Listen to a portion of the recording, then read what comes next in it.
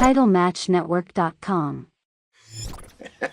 You know, I got to laugh about Bobby Jaggers because Bobby Jaggers is one of those guys that if you tell him a story or something, then he's always done something bigger or better. But Bobby Jaggers, you know, he was a big guy. He was heavy set, but he could talk and he could move. He could move around in the ring.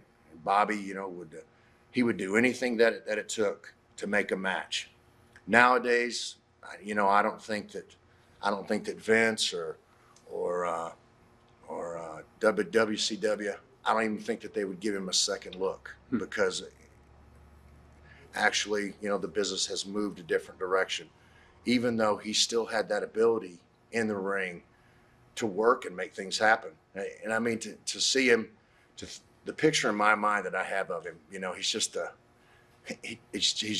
character. You know, he's a funny guy, and he had some really good wrestling ability, and he you know, he knew how to work the fans. So, Right. So it was good.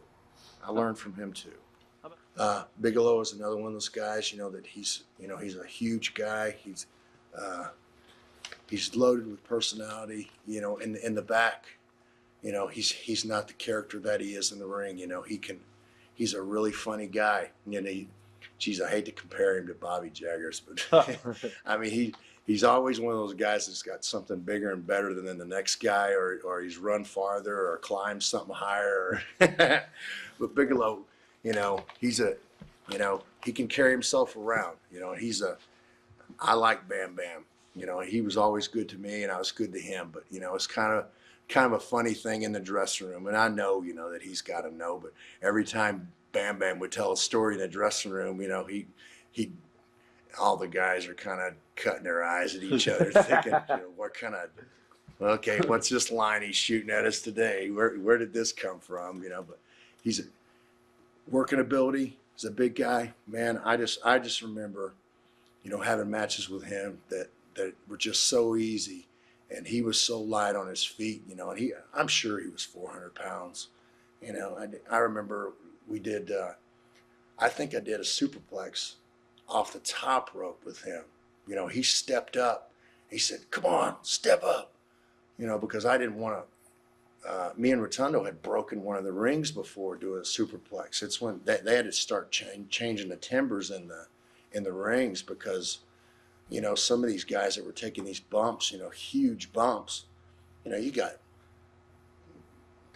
700 pounds, you know, smashing down, and then it gains, you know, the velocity coming down. So Bam Bam wanted to take the superplex off the top rope.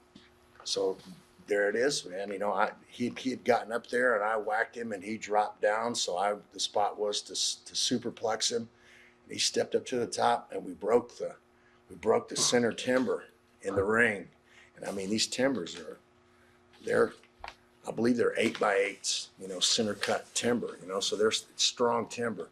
So this particular show that I remember they had to stop the thing and they had to prop up the middle of the ring with a piece of pipe. They had to cut the piece of pipe to the right size, so you know everybody's waiting. Oh man, what's going on? But I mean, Bam Bam, he can move. You know, you see him; he does cartwheels in the ring. He could probably cut a backflip if he really tried. You know, but he's a true character in the dressing room, even as much as he is in the ring. TitleMatchNetwork.com.